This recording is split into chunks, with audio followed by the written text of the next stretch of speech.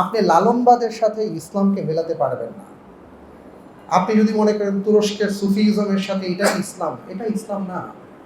আপনি এমনকি যদি বলেন মক্কা মদিনা এইটা করে, কিন্তু সেটা যদি গোড়ার সাথে মিল না থাকে, কোরআন সুন্নাহর সাথে মিল না থাকে, তাহলে সেটাও ইসলাম না। আপনাকে আমাকে বুঝতে হবে সোর্স ঠিক আছে কি না। ইসলামের মূল সোর্স হলো দুটা, কোরআন এবং সুন্নাহ। কোরআন সুন্নাহ যা নিষিদ্ধ করেছে, গোটা পৃথিবীর সবাই মিলে যদি সেটাকে বৈধতা দেওয়ার চেষ্টা করে, সেটা নিষিদ্ধই।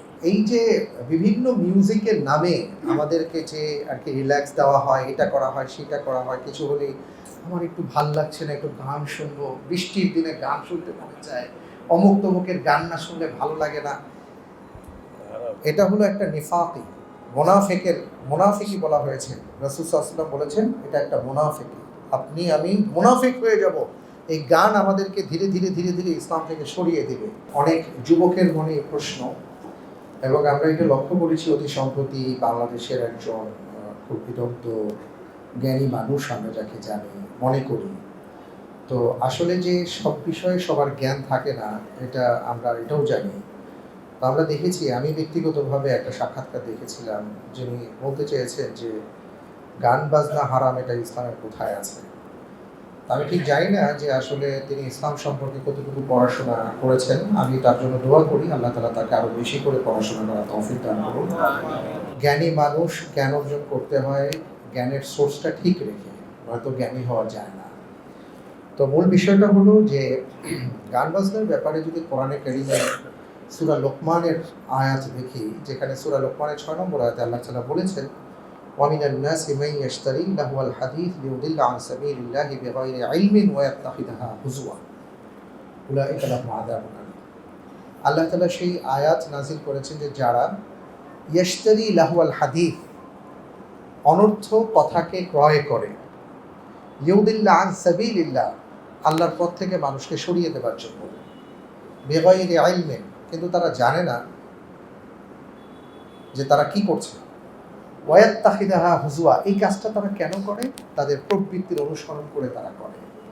আজকে আমাদের সমাজে কেউ কেউ বলার চেষ্টা করেন খারাপ কি, এটা তো আমার মনকে প্রশান্ত করে, আমাকে রিল্যাক্স করে, এবং ইদানিং রিল্যাক্স মিউজিকও বের হয়েছে না, যে অনেকক্ষণ আপনি রিল্যাক্স মিউজিক শুনে শুনে রিল্যাক্স হবেন। তো আসলে এগুলো সব শয়তানি একটা প্ররোচনা। কারণ এই আয়াতের শানি নুজুল যেটা আসছে, আল্লাহ তাআলা যখন কোরআনে কারীম নাজিল করলেন, ওহী নাজিল করলেন, রাসূল সাল্লাল্লাহু আলাইহি ওয়াসাল্লাম যখন তিলাওয়াত করলেন, মক্কার কাফেররা কুরাইশ নেতৃবৃন্দ পর্যন্ত রাতের অন্ধকারে আল্লাহর রাসূলের তিলাওয়াত শুনতে আসতো। পরবর্তীতে তারা একত্রিত হয়ে বলল যে আমরাই যেহেতু তিলাওয়াতের প্রতি আকৃষ্ট হয়ে গেছি, তাহলে সাধারণ জনগণ তো হবে। এই যে সাধারণ জনগণ বা আমরা কিভাবে তিলাওয়াত থেকে সরে আসতে পারি, এটার বিকল্প কি হতে পারে। তখন মক্কার আরেক কাফের নেতা ছিল ব্যবসায়ী, সে সিরিয়া বা শাম থেকে আসার পথে একজন গায়িকাকে সে বাদী হিসাবে ক্রয় করে নিয়ে আসে এবং ওপেন কনসার্টের আয়োজন করে। ওকাজ মেলায় ওপেন কনসার্টের আয়োজন করে এবং সেখানে দাঁড়িয়ে সে গানের সাথে নৃত্য, যেটা আমাদের সমাজে আমরা দেখি, হ্যাঁ, গানের সাথে নৃত্য করে এবং সেখানে মানুষজনকে সে জড়ো করবার চেষ্টা করে। আল্লাহ তাআলা সেই কারণে এই আয়াত নাজিল করেছেন। এখন আপনারাই বলেন শানি নুজুল কি বলে, গান কি হালাল না হারাম? নিঃসন্দেহে হারাম। শুধু তাই নয়, যিনি সাক্ষাৎকারটি দিয়েছেন আমি জানি না তিনি হাদিস মানেন কিনা, রাসূল সাল্লাল্লাহু আলাইহি ওয়াসাল্লাম সুস্পষ্টভাবে বলেছেন মিউজিক সহ যে গান, এই গানের ব্যাপারে যে কিয়ামতের ময়দানে কানের মধ্যে সীসা ঢেলে দেওয়া হবে। সূরা মুমিনুনের 3 নম্বর আয়াতে আল্লাহ তাআলা কোন মুমিন সফল তার পরিচয় দিতে গিয়ে বলেছেন, قد أفلح المؤمنون الذين هم في صلاتهم خاشعون والذين هم عن اللغو معرضون। 3 নম্বর, যে লাভ থেকে বেঁচে থাকে। লাভ মানে কি? অনর্থ কথা, অনর্থ কাজ, এটার মধ্যে গান বাজনা যা কিছু আছে তার সব অন্তর্ভুক্ত। তো গান শোনা হারাম। এখন কেউ যদি মনে করেন তিনি কোনো মতবাদকে হয়তো ভালোবাসেন, সেই মতবাদে গান বাজনা আছে, কিন্তু সেই মতবাদকে ইসলামের সাথে গুলিয়ে ফেললে তো হবে না। আপনি বৃক্ষ লাগিয়েছেন ফল খাবেন, কিন্তু গোড়া কেটে দিয়েছেন, আপনি কিভাবে ফল খাবেন? আপনি লালনবাদের সাথে ইসলামকে মেলাতে পারবেন না। আপনি যদি মনে করেন তুরস্কের সুফিজমের সাথে এটা ইসলাম, এটা ইসলাম না। আপনি এমনকি যদি বলেন মক্কা মদিনা এইটা করে, কিন্তু সেটা যদি গোড়ার সাথে মিল না থাকে, কোরআন সুন্নাহর সাথে মিল না থাকে, তাহলে সেটাও ইসলাম না। আপনাকে আমাকে বুঝতে হবে সোর্স ঠিক আছে কি না। ইসলামের মূল সোর্স হলো দুটা, কোরআন এবং সুন্নাহ। কোরআন সুন্নাহ যা নিষিদ্ধ করেছে, গোটা পৃথিবীর সবাই মিলে যদি সেটাকে বৈধতা দেওয়ার চেষ্টা করে, সেটা নিষিদ্ধই। কোরআন সুন্নাহ যেটাকে বৈধতা দিয়েছে, গোটা পৃথিবীর মানুষ যদি সেটাকে অবৈধ মনে করে, তাও এটা বৈধ।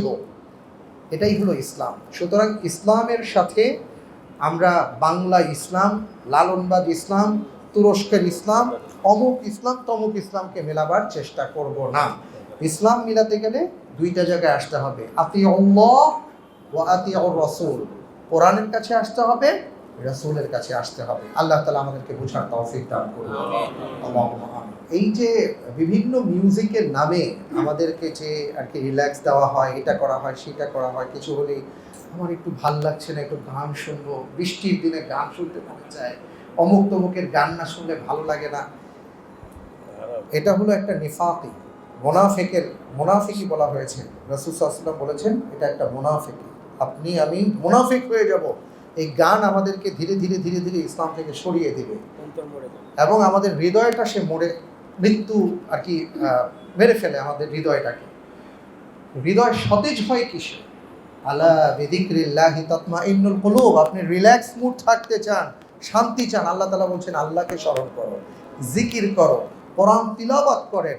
আপনি তিলাওয়াত শোনেন, তিলাওয়াত করেন, তিলাওয়াত শোনেন, নামাজে দাঁড়ান, আপনি রিল্যাক্স হবেন।